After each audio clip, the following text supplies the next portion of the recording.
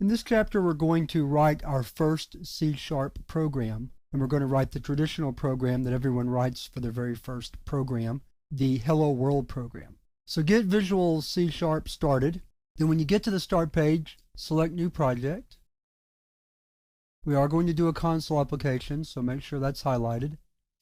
Then name your project. I'm going to name mine based on where I am in the course chapters, Chapter 3, Part 1, only to keep it straight and make it easy for you to look at the code that comes with this course. So after you've named your project, click OK, and then it will load. And now let's talk a little bit about what you're seeing on your screen.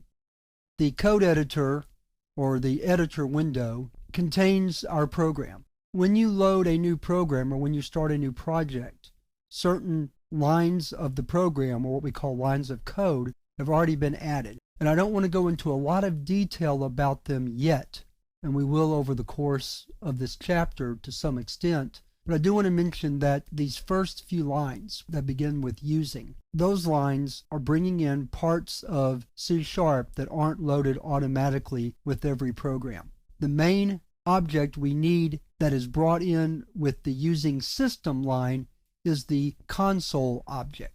And we need a way to communicate with the computer that's running our program, either the keyboard or the console. Using system allows us to work with objects that are associated with the keyboard and with the screen. And I'll demonstrate how that works in just a moment. The other three are common to many programs: the using system.collections generic, using system.link, and using system.text. They're added in by default. We're not going to use them until much later in the course, but I'm just going to leave them there to make it easier to work with the programs that we have. So after that, on line 6, you notice that each line has a number. On line 6 is a line that says namespace chap 3 part 1. That actually begins our main program, or the one that we're working with here. Then notice that there's an open curly brace. That curly brace represents the body of the program, because there's a matching closing brace that goes with it right here. We'll learn a lot more about when to use opening and closing curly braces, but understand now that most of the main parts of a program are separated into what's called a block. And blocks are started and stopped, or began and ended, with curly braces. Then down below we have a class program. Every program in C# is written as a class. If you've done some Java programming, you understand that concept. If you've worked with Java, then you understand the idea that every program is a class. For now, we're just going to accept that, and later on, we'll explain why. And then finally, we have the static void main, string, open, close, bracket, args. Every class and every program must have a main section. The compiler looks for this line as the place to start compiling a program. And the idea behind compiling a program is that we take the code that we've written, the compiler turns it into machine language, and then that machine language runs the program. Or in this case, the .NET compiler turns our code into common language code, and that code is run by .NET. It's very similar to the way Java runs with a Java virtual machine. .NET runs our programs much the way the JVM runs a Java program. So the main part of your program always has to be listed as static void main, and then the code will go inside those open and closing braces. In fact, that's what we're going to do right now. So we want to write out the phrase hello world. That's the first phrase we always write. So to do that, we first mention the console. The console is the object that represents the screen. Then we're going to write WriteLine. Notice that when we type console dot, a window pops up. This is called IntelliSense. IntelliSense contains those attributes, properties, objects that we can access at any particular time. If I back up, once I type a C here, then IntelliSense tells me what objects are available at this point, and console is one of those. Then when I hit dot, then it brings up another list of objects.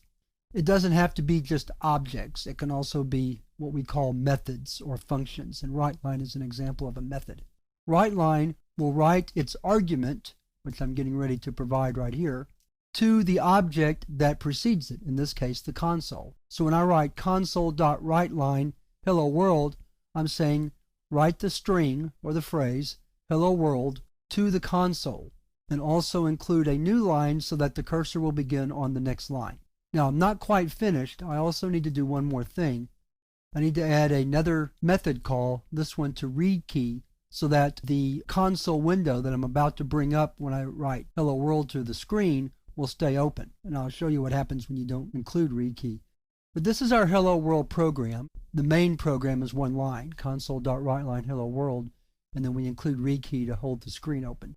To run the program, I come up here to this green arrow, start debugging.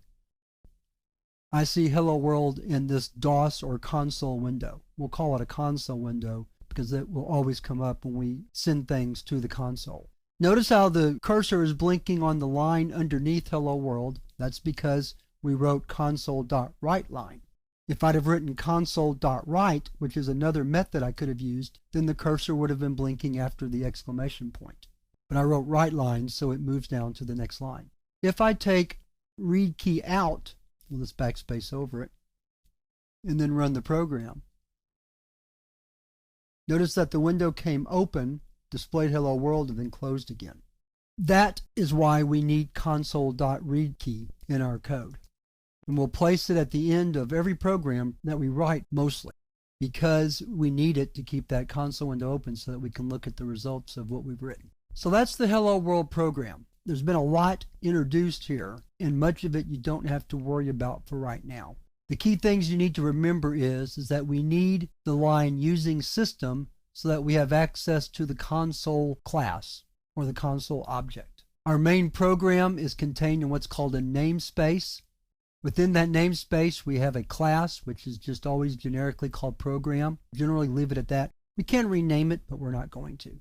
And that every program has a main or a static void main that the compiler looks for as the place to begin compiling the program.